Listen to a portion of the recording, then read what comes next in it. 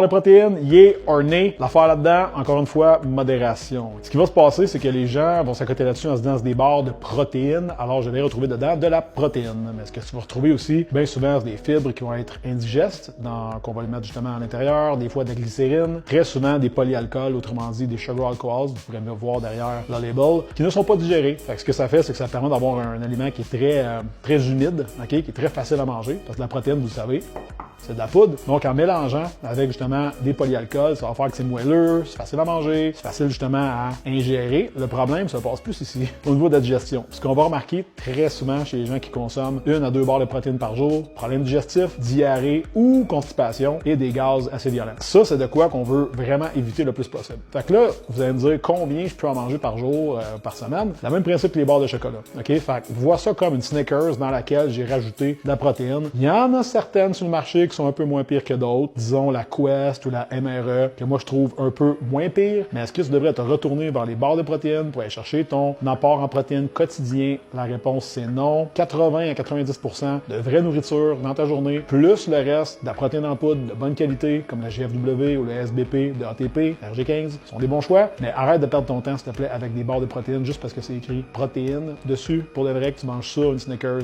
pas de grosse différence. Go.